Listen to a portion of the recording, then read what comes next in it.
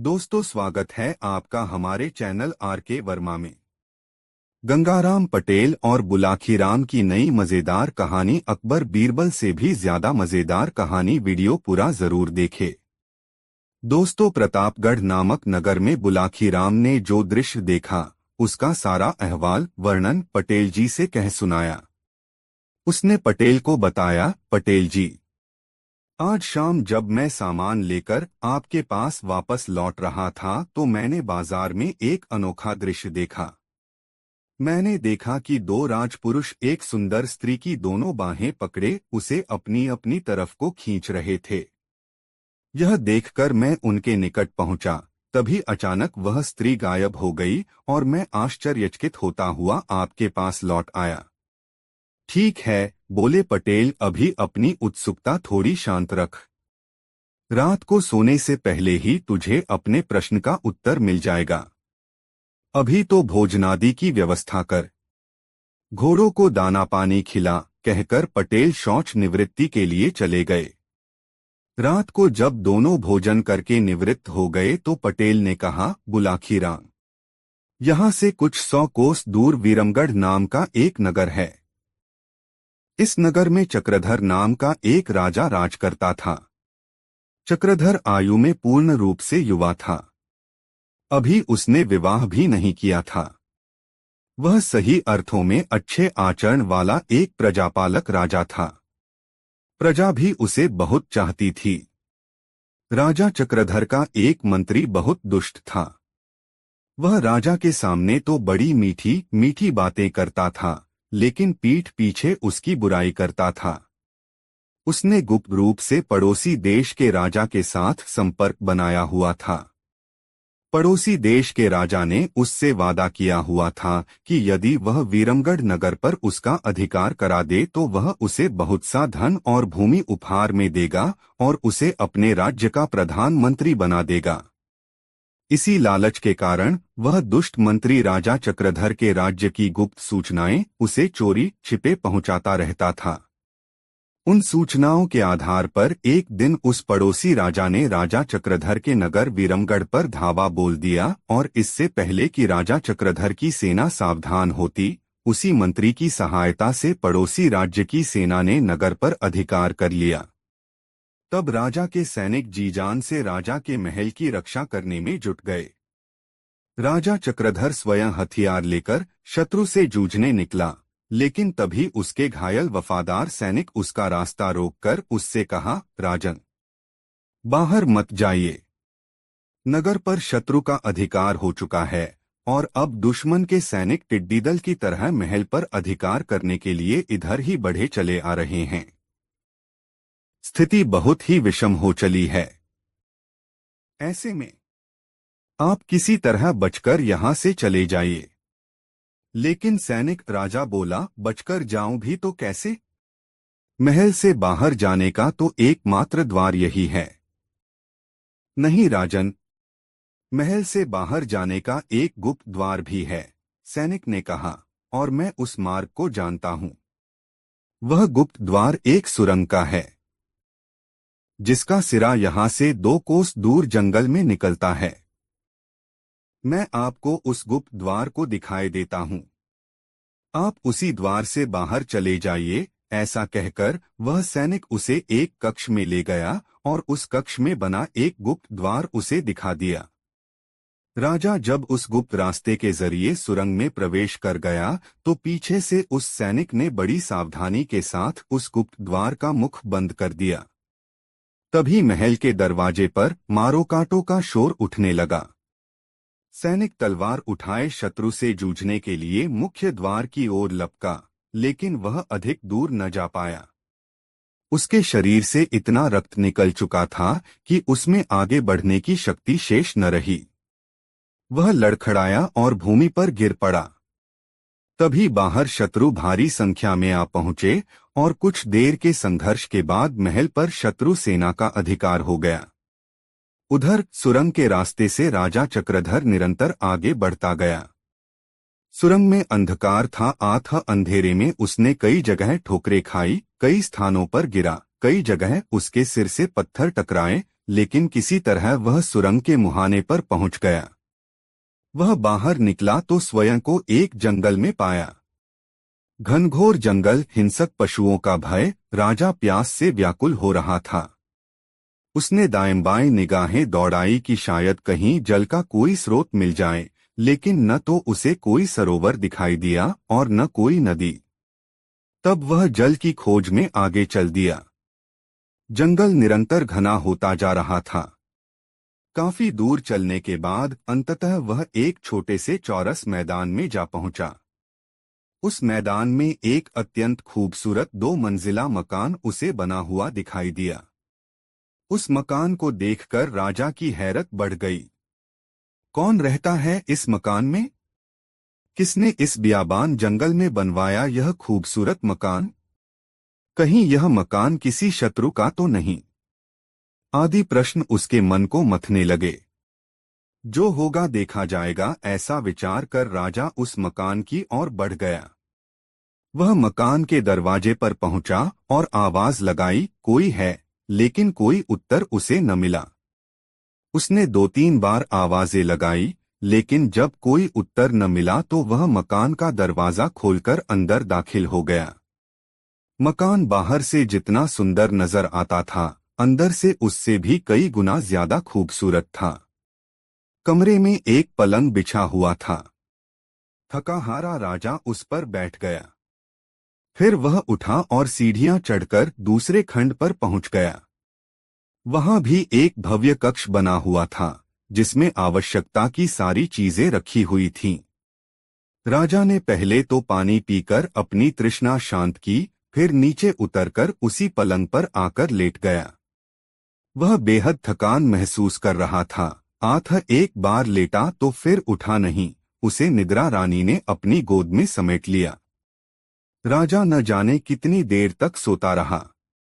आंख खुली तो देखा कि सारा कमरा एक स्वर्णिम आभा से दमक रहा है। वह रोशनी किसी दीपक की नहीं, वरन उन खंभों से निकल रही थी, जिनके ऊपर मकान का ऊपरी कक्ष टिका हुआ था।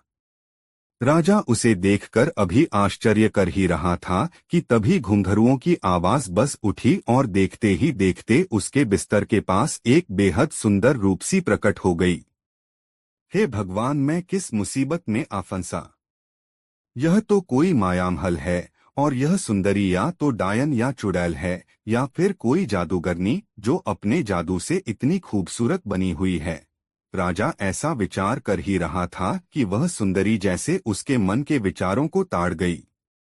वीणा की झंकार जैसे मधुर स्वर में उसने कहा, घबराओ मत अजनबी, तुम यहाँ सुरक्षित हो। लेकिन आप कौन हैं? और आपका यह मायामहल? राजा ने कंपित स्वर में पूछा। अजनबी, मैं दानव की पुत्री हूँ। दानेशी नाम है मेरा। यह मकान मेरे पिता का बनवाया हुआ है। एक राक्षस से युद्ध करते समय मेरे पिता की मौत हो चुकी है। वह राक्षस मेरे रूप का दीवाना है। वह हर हालत में मुझे पाना चाहता है। आठ उसके भय से दिन में तो मैं अदृश्य हो जाती हूँ और रात के समय यहाँ आ जाती हूँ। दानवकन्या ने स्वयं ही अपना परिचय दिया।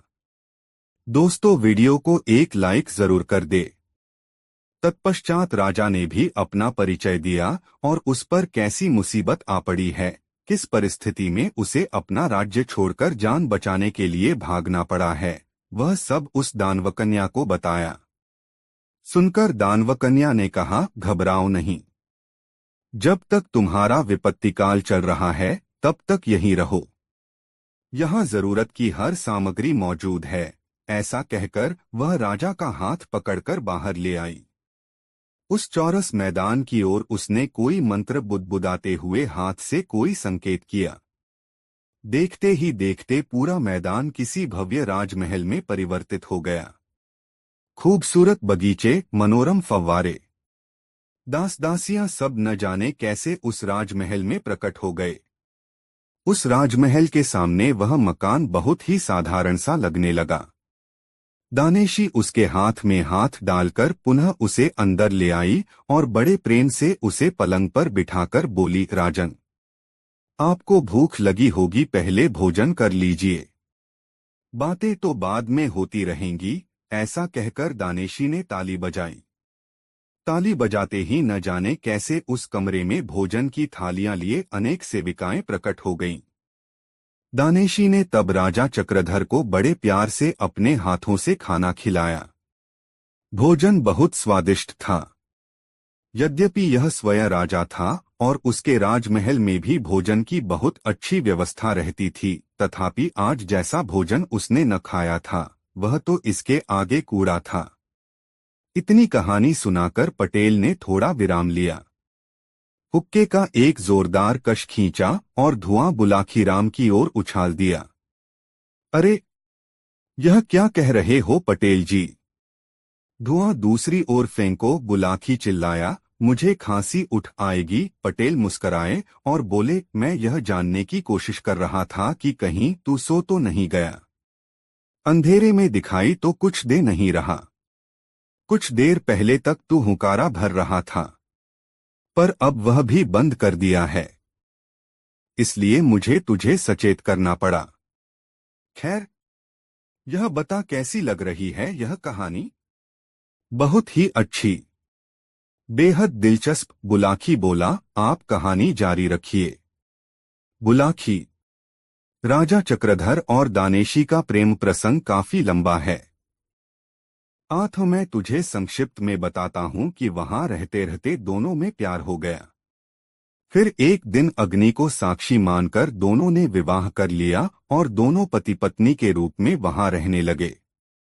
बुलाखी, जैसा कि मानव स्वभाव है, हर मानव अपने जीवन में विविधता चाहता है। एकरसता उसे बोर कर देती है। यही कुछ राजा चक्रधर के साथ हुआ। महीनों तक एक ही स्थान पर रहते हुए वह उकताने लगा। तो एक दिन अपनी पत्नी दानेशी से कहा, प्रिय, तुम्हें तो तंत्र मंत्र विद्या का ज्ञान है। जब चाहे रूप बदलकर अथवा अदृश्य रूप में जहां भी चाहती हो चली जाती हो, किंतु मैं ठहरा एक साधारण मानव। मैं इस निर्जन स्थान में एक ही जगह रहते रहते बहुत उकताहट महसूस करता हूँ। मेरी इच्छा है कि कुछ दिनों के लिए हम निकट के किसी बड़े नगर चलें, साधारण व्यक्तियों की तरह वहां रहें, नए नए लोगों से मिलें, उनके जीवन के विषय में जानें, वार्तालाप के जरिए कुछ उनसे नई बातें सीखें, कुछ अपनी बात उन्हें सिखाएं। कहो, क्या विचार है इस विषय में तुम्हारा? मुझे तो कोई एतराज नहीं है, किंतु तुम पर कोई संकट न आ जाए, दानेशी ने आशंका जताई। कोई संकट नहीं आएगा, और फिर आया भी तो वीरतापूर्वक उसका भी मुकाबला कर लेंगे।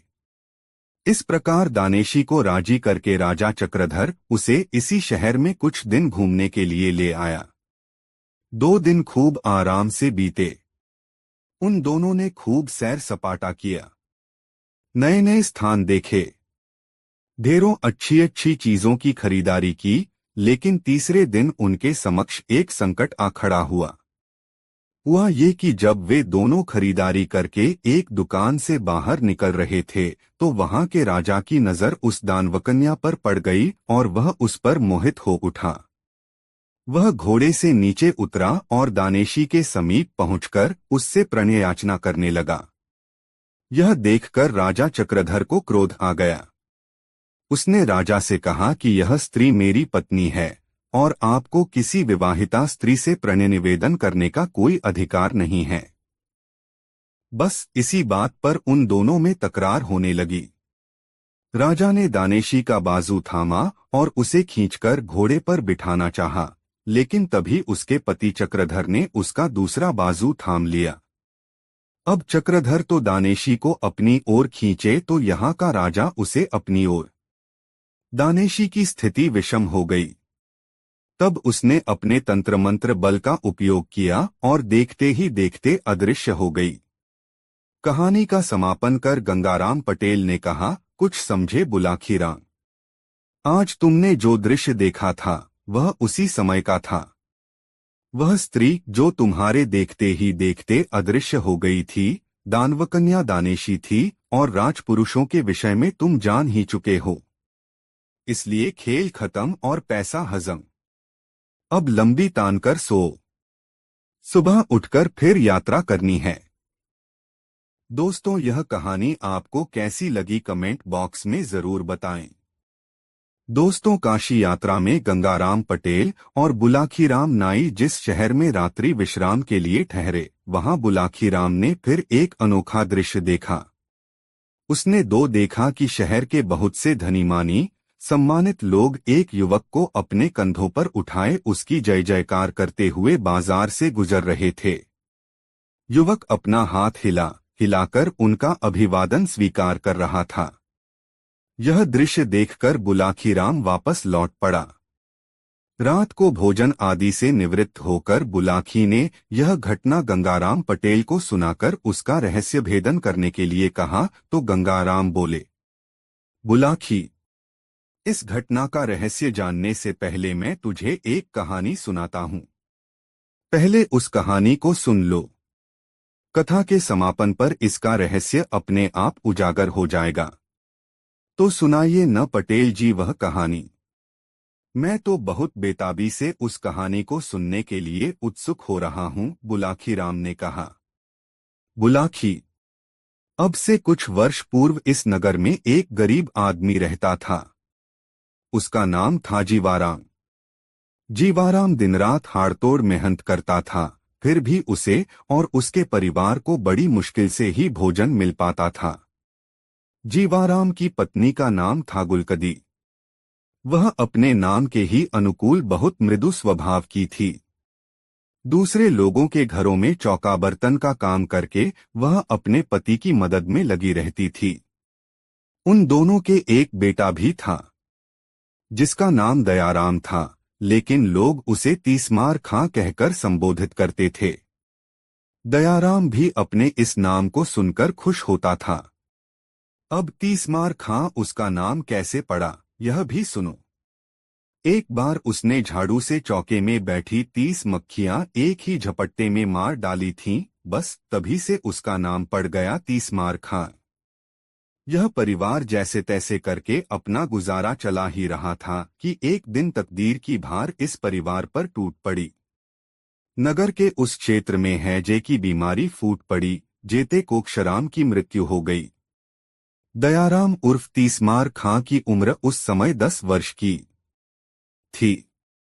पति की मृत्यु के बाद कुछ दिन तक तो गुलकंदी अपने पति द्वारा जोड़ी हुई थोड़ी सी संचित पूंजी से अपने परिवार का भरण पोषण करती रही, लेकिन जब सारी पूंजी समाप्त हो गई तो वह भी अपने पति की तरह मेहनत मजदूरी करके अपने परिवार का पेट पालने लगी।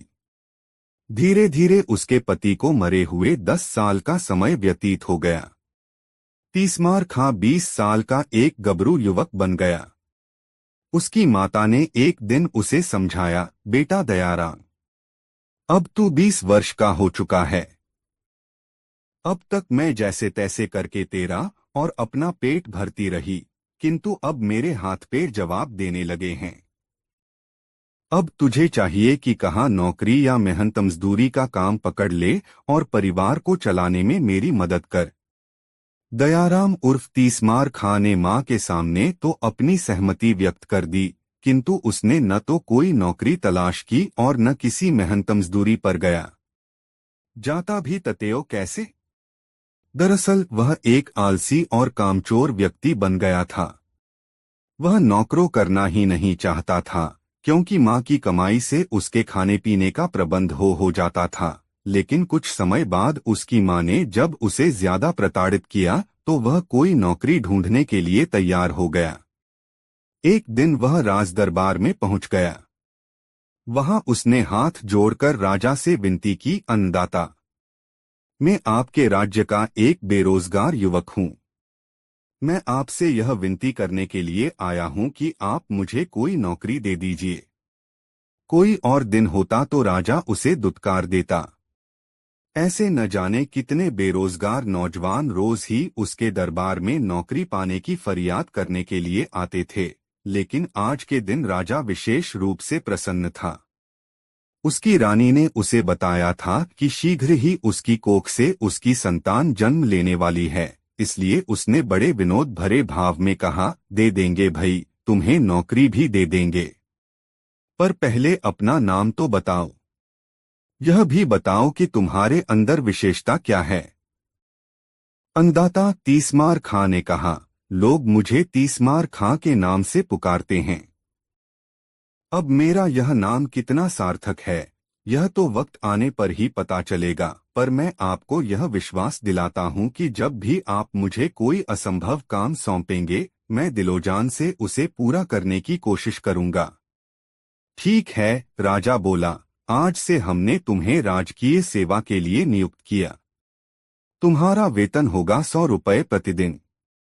किसी दिन वक्त आने पर हम तुम्हारे कौशल का इम्तिहान लेंगे। इस तरह तीसमार खां राजकीय सेवा में नियुक्त हो गया। बढ़िया वेतन और कामधंधा कुछ नहीं। तीसमार खां के तो पौ 12 हो गए। कुछ ही दिनों में उसने अपना पुराना कच्चा मकान तुड़वा कर रहने के लिए शानदार हवेली बनवा ली। उसकी मां ने भी अब दूसरों के यहाँ काम पर जाना छोड़ दिया और संभ्रांत गृहिणियों को सही अपने घर में रहने लगी। लेकिन तीसमार खां की उन्नति से अनेक राजदरबारी उससे ईर्ष्या करने लगे। वे सोचने लगे कि कब मौका मिले और कब तीसमार खां को नीचा दिखाएं। संयोगवश शीघ्र ही एक मौका उनके हाथ लग भी गया। राज्य के एक हिस्से में कई दिनों से कुछ डाकू सक्रिय हो गए थे। उन्होंने लूटपाट आरंभ कर दी थी। राजा के सिपाही उन्हें पकड़ने में नाकामयाब हो रहे थे। डाकुओं का हौसला इतना हो गया कि ये लोग अब दिनदहाड़े डाका डालने लगे थे। राजा का प्रशासन इनके सामने असहाय होकर रह गया था। जब जनता में त्राहित्राही मचने लगी और वहां के लोग फरियादें करने राजा के पास पहुंचने लगे, तो राजा ने अपनी राजसभा बुलाई और दरबारियों से सलाह ली कि उन डाकुओं को कैसे पकड़ा जाए। इस पर गहन मंथन होने लगा। किसी ने राय व्यक्त की कि वह सारा इलाका सेना के हवाले कर दिया जाए। किसी ने कहा कि डाकू पकड़कर शासन के हवाले कर देने वालों के लिए भारी इनाम देने की घोषणा करा दी जाए। किसी ने कुछ राय दी तो किसी ने कुछ।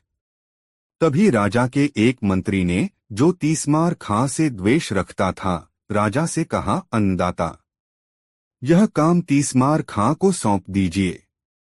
उसे आपने नौकरी भी इसी शर्त पर दी थी कि वह असंभव कामों को कर दिखाएगा। बहुत समय से वह राजकोष से मुफ्त में अपना वेतन ले रहा है। अब समय आ गया है कि उसकी योग्यता की परख कर ली जाए। यह विचार राजा को पसंद आया। राजकार्यों में उलझे रहने के कारण यह बात उनके ध्यान से उतर गई कि उन्होंने तीसमार खां को नौकरी इसी शर्त पर दी थी कि वह असंभव कार्यों को संभव कर दिखाएगा। आज उसके इम्तिहान का अवसर आ पहुंचा था। अतः उन्होंने तीसमार खां को दरबार में बुलाया और कहा, तीसमार खां, तुम्हें याद है कि हमने तुम्हें किस शर्त पर नौकरी दी थी? हाँ अन्नदाता, मुझे अच्छी तरह याद है, तीसमार खां ने कहा। नौकरी देते समय आपने पूछा था कि तुम में क्या विशेषता है, तो मैंने यह कहा था कि मैं किसी भी असंभव कार्य को संभव बना सकता हूँ। बस तो समझ लो कि आज तुम्हारी परीक्षा की घड़ी आ पहुंची। देश के दक्षिणी क्षेत्र में जाओ और वहां के लोगों में भय का वातावरण पैदा कर रहे डाकू दलों का सफाया कर दो। इस काम के लिए तुम जितने सैनिक चाहो तुम्हें उपलब्ध करा दिए जाएंगे। ठीक है अन्नदाता, मैं कल ही दक्षिण की ओर रवाना हो जाऊंगा और इस काम के लिए मुझे किसी सैनिक की आवश्यकता भी नहीं है। मैं अकेला ही इस काम को अंजाम दूंगा। तीसमार खां राजा के सामने यह बात कह तो आया, किंतु घर आकर वह चिंता में पड़ गया। तलवार की तो बात ही छोड़िए, उसने तो कभी सुई तक नहीं पकड़ी थी और फिर उसका सामना होना था दुर्दांत लुटेरों से। जब राजा के इतने सैनिक उनसुरे को नहीं पकड़ पाए तो वह कैसे पकड़ लेगा उन डाकुओं को? यही सब सोच सोचकर उसकी हवा खराब होने लगी।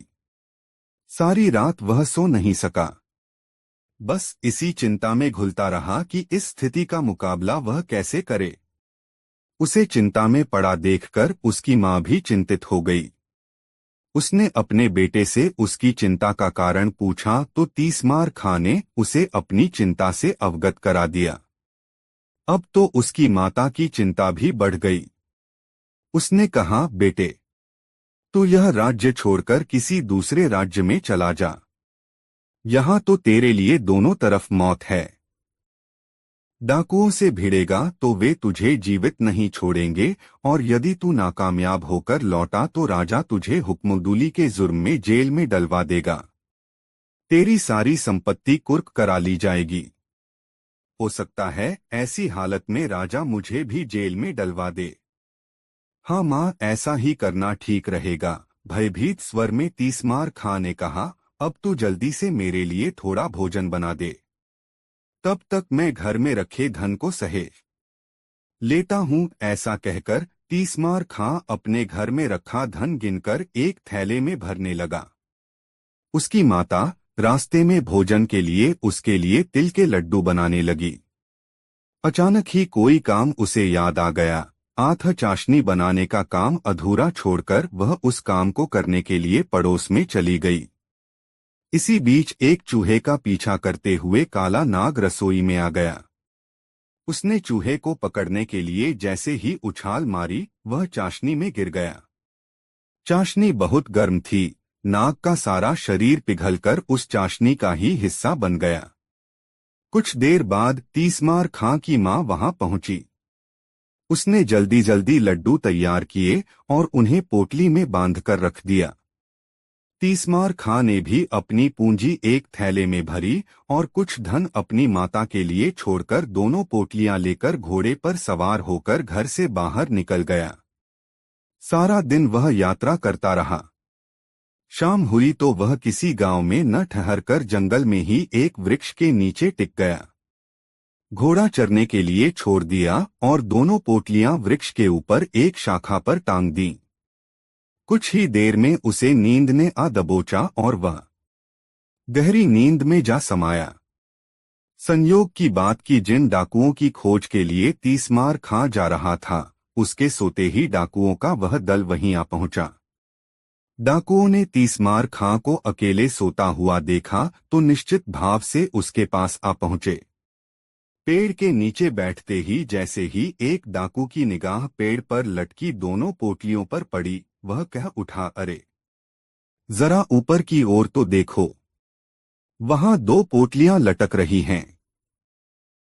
जरूर यह पोटलियां इसी सोए हुए मुसाफिर की होंगी। अपना सारा माल इसने उन पोटलियों में ही भर रखा होगा। डाकुओं के सरदार ने कहा, इन्हें नीचे उतारो। डाकुओं के सरदार के आदेश पर एक डाकू तुरंत पेड़ पर चढ़ गया और दोनों पोटलियां उतार लाया। पोटलियां खोली गई तो एक में ढेर सारा धन और दूसरी में लड्डू भरे हुए मिले। डाकू भूखे थे। लड्डू देखते ही उनके मुंह में पानी भर आया और वे लड्डुओं पर टूट पड़े। रुपए पैसों से भरी पोटली पहले से ही डाकू सरदार ने अपने कब्जे में कर ली थी। कुछ ही देर में उन सबकी हालत खराब होने लगी। तीक्ष्ण विष के प्रभाव से वे अचेत होने लगे। फिर देखते ही देखते सारे डाकुओं की मौत हो गई। भोर के समय जब तीसमार खां की नींद टूटी तो उसकी निगाह डाकुओं पर पड़ी। उसकी दोनों पोटलियां खुली हुई पड़ी थीं। पलक झपकते ही सारा मामला उसकी समझ में आ गया। मां की असावधानी से जरूर लड्डुओं में कोई विषैला तत्व गिर गया होगा, जिसे खाकर ही इन लोगों की मौत हुई है। बस फिर क्या था? उसने तलवार निकाली और उन मरे हुए डाकुओं के सिर काटने शुरू कर दिए। डाकू संख्या में 30 थे। तौसमार खां ने उन सबके सिर इकट्ठे किए और दो बड़े बड़े थैलों में भर लिए। डाकुओं के पास भी जो कुछ निकला वह उसने अपने कब्जे में कर लिया। फिर वह डाकुओं के धड़ वहीं पड़ा छोड़कर वापस अपने नगर में लौट आया। राजा के पास पहुंचकर जब उसने अपना कारनामा राजा को बताया तो राजा बेहद खुश हुआ। उसने तीसमार खां की बहुत प्रशंसा की, उसे ढेरों पुरस्कार दिए और उसकी तनख्वाह में बढ़ोतरी करके आदेश दे दिया कि तीसमार खां की जय जयकार करते हुए इसे सारे नगर में घुमाया जाए। इतनी कहानी सुनाकर गंगाराम पटेल ने बुलाकी नाई से कहा, हे बुलाकी राम, आज शाम तू जो नजारा देखकर आया था वह उसी समय का था। नागरिकों के कंधे पर जो व्यक्ति बैठा था वह दयाराम उर्फ तीसमार खां ही था। उसके पीछे पीछे जो लोग उसकी जय जयकार कर रहे थे वे शहर के धनी मानी व्यक्ति और राज कर्मचारी थे। उनमें वह मंत्री भी था जिसने तीसमार खां के विरुद्ध राजा को उकसाया था। अब बता, तेरी शंका का समाधान हो गया ना? हाँ पटेल जी, हो गया। अब आप भी सोइए और मैं भी सोता हूँ, कल फिर से यात्रा करनी है। दोनों ने चादरों से मुंह ढांप लिया और सोने की तैयारियां करने लगे। दोस्तों, यह कहानी आपको कैसी लगी कमेंट बॉक्स में जरूर बताएं। दोस्तों, गंगाराम पटेल और बुलाकी राम दोनों रात को एक दूसरे नगर में ठहरे तो वहां बुलाकी फिर बाजार में एक अजूबा नजारा देख आया। उसने जब वापस लौटकर यह बात गंगाराम पटेल को बताई तो गंगाराम ने अपना वही रटा रटाया वाक्य दोहरा दिया, अभी नहीं बुलाकी राम, मैं तेरी इस बात का उत्तर रात को सोते समय ही दूंगा। अभी तो यात्रा से चलकर आए हैं, थके हुए हैं। पहले नहा धोकर स्नान ध्यान कर लें। भोजन के पश्चात जब निवृत्त हो जाएंगे तब आराम से बिस्तर में लेटकर सारी बातें होंगी। अभी तो पहले तू अपनी, मेरी और उन दोनों बेचारे घोड़ों की पेट पूजा की तैयारी कर, क्योंकि हमारी तरह वे भी तो थके हुए होंगे। ऐसा कहकर पटेल शौचादि से निवृत्त होने के लिए चले गए। रात को जब वे दोनों फारिग होकर बिस्तर पर आ लेटे तो पटेल ने उससे कहा, हाँ तो बुलाकी राम जी, अब आप उस नई घटना को बताइए जिसे आज शाम आप इस नगर में देख आए हैं और जिसका रहस्य जानने के लिए आप मरे जा रहे हैं। बुलाकी कहने लगा, पटेल जी, लगता है आज आप विनोद के भाव से भरे हुए हैं, तभी आज आप मुझे आप कहकर संबोधित कर रहे हैं, अन्यथा आप तो मुझे तू के संबोधन से नवाजा करते थे। भाई बुलाकी, सुनकर पटेल बोले, दो मित्रों में जब ज्यादा गहरा अपंत्व का भाव होता है वहां सारी औपचारिकताएं अपने आप खत्म हो जाया करती हैं। मेरी बातों का बुरा मत माना कर, मैं तुझे अपना मानता हूं न, इसलिए ऐसी आदत पड़ गई है। बहरहाल छोड़ इस बात को और बता कि तूने आज शाम कौन सा अजूबा दृश्य देखा था। पटेल जी, आज शाम जब मैं बाजार से लौट रहा था तो मैंने एक आदमी को एक चबूतरे पर एक खंभे के साथ बंधा हुआ देखा। उसके समीप ही एक सैनिक भी खड़ा था। चबूतरे के ऊपर एक सरकारी निर्देश टंगा हुआ था जिस पर लिखा था, हर खासवाम को यह निर्देश दिया जाता है कि जो भी शख्स इस राह से गुजरे वह कोड़ा उठाकर इस व्यक्ति को गिनकर 5 कोड़े अवश्य मारे। जो इस निर्देश का पालन नहीं करेगा उसे राजा की ओर से 5 कोड़े लगाकर दंडित किया जाएगा। पटेल जी, जब मैंने उस निर्देश को पढ़ा था तो मैंने सोचा कि इसका दंड जाने बिना मैं इसे कोड़े क्यों मारूं। यही सोचकर मैं वहां से खिसकना चाहता था कि तभी वहां खड़े सैनिक ने मुझसे कहा, क्यों भई, क्या 5 कोड़े खाने का इरादा है? नहीं तो, मेरे मुंह से निकला। तब उस सैनिक ने मुझे घुड़का और कहा, यदि 5 कोड़े नहीं खाना चाहता है तो नीचे पड़े उस कोड़े को उठा और इस आदमी को 5 कोड़े लगा। पटेल जी, उस सैनिक के कहने पर तब मुझे उस कैदी को 5 कोड़े लगाने पड़े। बस तभी से मेरी आत्मा पर यह बोझ पड़ा हुआ है कि मैंने उस आदमी का अपराध जाने बिना 5 कोड़े मारे। अब आप उस कैदी के विषय में बताइए और यह भी बताइए कि किस अपराध के कारण उसे यह सजा भुगतनी पड़ रही है। बुलाकी पटेल बोले, अपनी आत्मा पर पड़ा बोझ उतार दे और यह समझ ले कि उस आदमी को 5 कोड़े लगाकर तूने सवाब का काम किया है। उस आदमी का अपराध इतना गंभीर है कि उसके लिए राजा ने इससे भी बड़ी सजा नियत की होती तो किसी को भी अफसोस नहीं होता। सुन, मैं तुझे आरंभ से ही सारी कहानी सुनाता हूँ। इस नगर में चंद्रचूड़ नाम का एक महाजन निवास करता है। उस महाजन की एक कन्या है जो बेहद रूपवान है। उसका नाम है अनामिका। महाजन का एक पुत्र भी है जिसे सब लोग चक्रधारी कहकर बुलाते हैं। महाजन ने अपनी बेटी अनामिका की मंगनी बहुत पहले अपने एक मित्र के पुत्र के साथ निश्चित कर दी थी, किंतु अभी तक उसने उसका गौना नहीं किया था। कारण यह था कि अनामिका की आयु अभी इतनी नहीं हुई थी कि उसका गौना करके उसकी ससुराल विदा करा दिया जाए। बुलाखी, यह नगर गंगा के बहुत समीप है। यहाँ के लोगों में धार्मिक आस्था भी बहुत है। अन्य नगरों में रहने वालों की तरह यहाँ के लोग भी प्रति वर्ष दशहरे के अवसर पर गंगा स्नान के लिए जरूर जाते हैं। इस बार जब दशहरे का पर्व पड़ा तो दूसरे नगरवासियों की तरह अनामिका भी अपने माता पिता और सखी सहेलियों के साथ गंगा स्नान के लिए गई।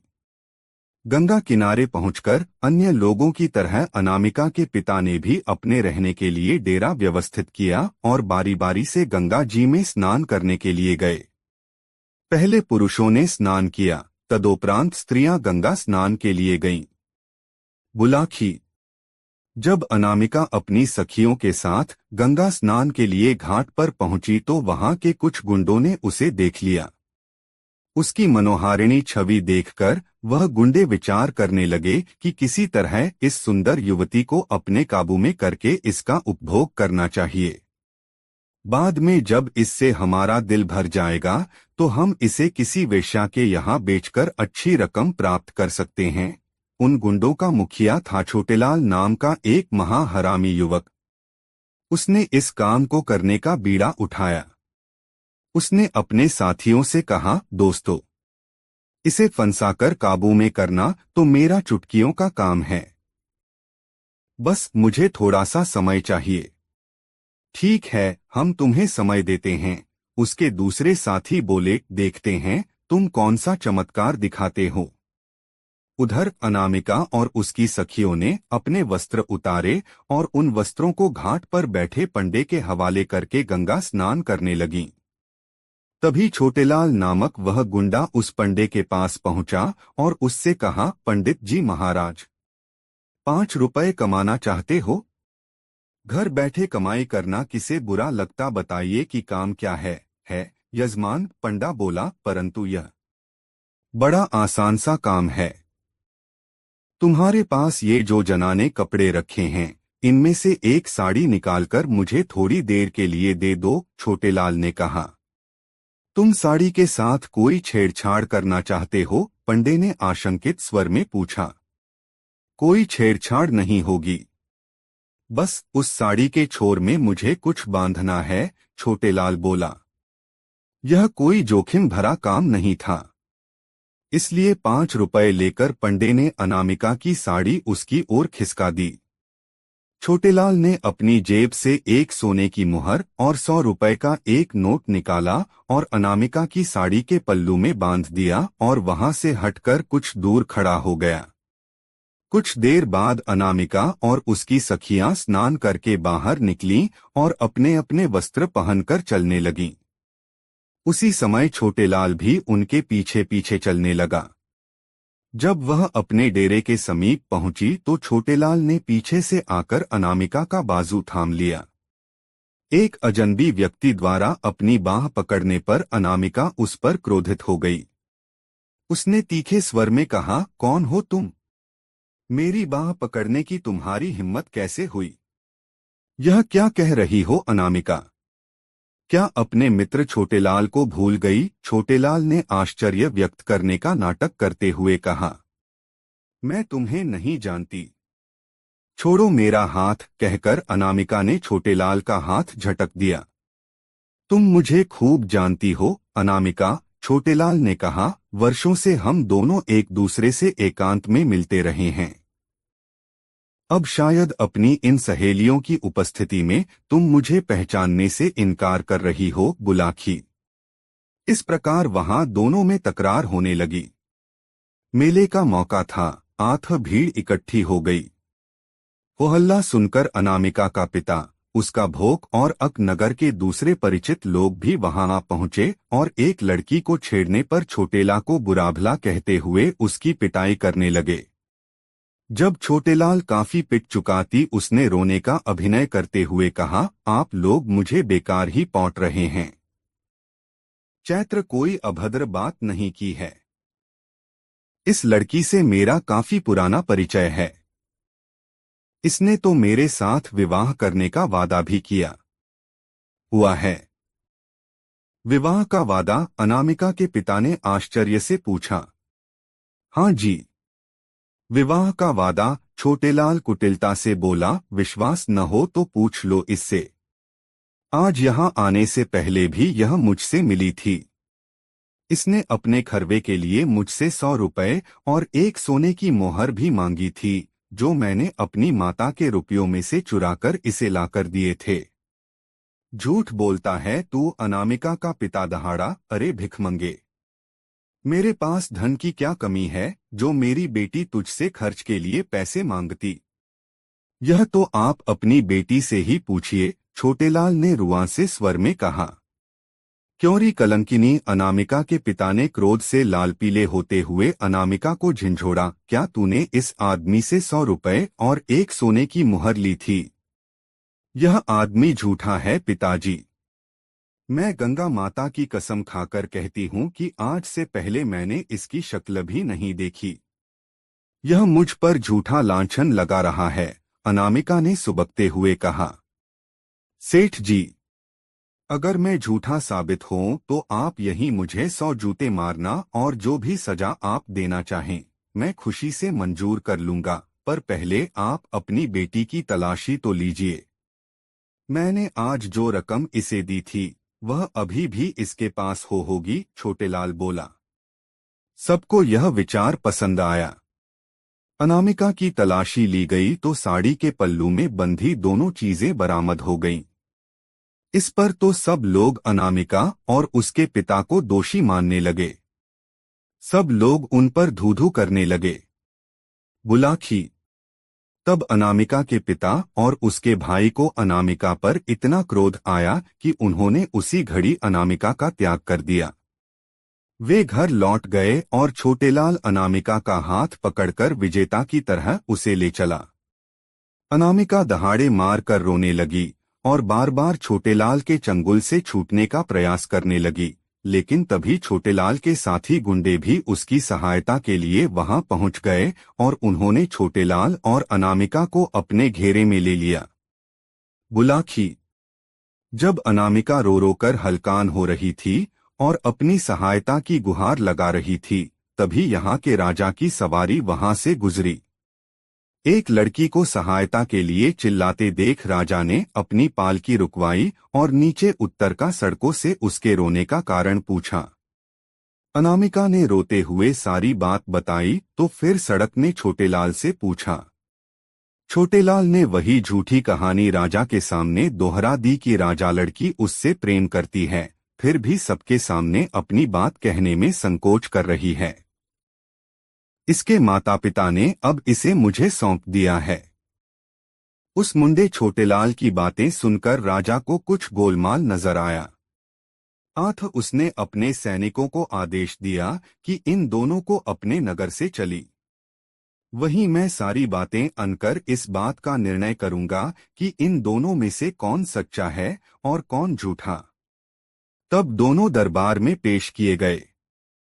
राजा ने अनामिका से पूछा, देवी, तुम कहती हो कि अब से पहले तुमने इस आदमी को कभी देखा नहीं था, फिर इसकी यह भारत क्यों कर सच साचित हो गई कि तुम्हारी साड़ी के पल्लू से इसके दिए हुए रुपए और सोने की घोहर चरामद हो गई? अन्नदाता, अनामिका बोली, मुझे इस बात का बिल्कुल भी ज्ञान नहीं है कि रे दोनों चीजें मेरी साड़ी के पल्लू में किसने बांधी। अपनी साड़ी तो मैंने कहीं उतारी भी नहीं, सिवाय उस समय के जब मैं स्नान करने के लिए गंगा जल में उतरी थी। अपने वस्त्र तुमने कहाँ रखे थे? राजा ने पूछा। हमने अपने वस्त्र घाट पर बैठे पंडे को सौंपे थे, अनामिका ने कहा। पलक झपकते ही सारी बातें राजा की समझ में आ गईं। वह समझ गया कि सड़कों के साथ छल किया गया है। तब उसने उस पंडे को दरबार में पेश होने का हुक्म दिया और पंडे के पहुंचने पर राजा ने उसे दंड का भय दिखाया तो भय से कांपते हुए छे ने सब कुछ बक दिया। उसने बता दिया कि यह काम छोटेलाल ने ही किया था। बुलाखो।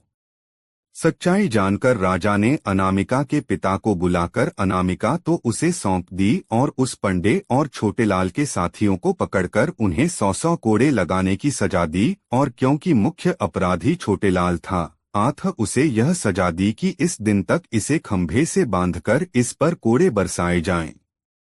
साथ ही यह आदेश भी लिखकर वहां चिपका दिया कि जो भी राहगीर वहां से गुजरे वह छोटेलाल को 5 कोड़े जरूर मारे। यदि वह ऐसा नहीं करेगा तो फिर राजाज्ञा से 5 कोड़े उसी को मारे जाएंगे।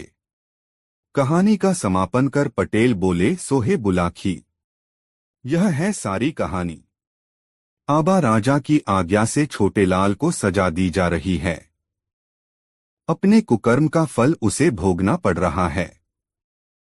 जो दृश्य आज तूने देखा है वह उसी समय का है।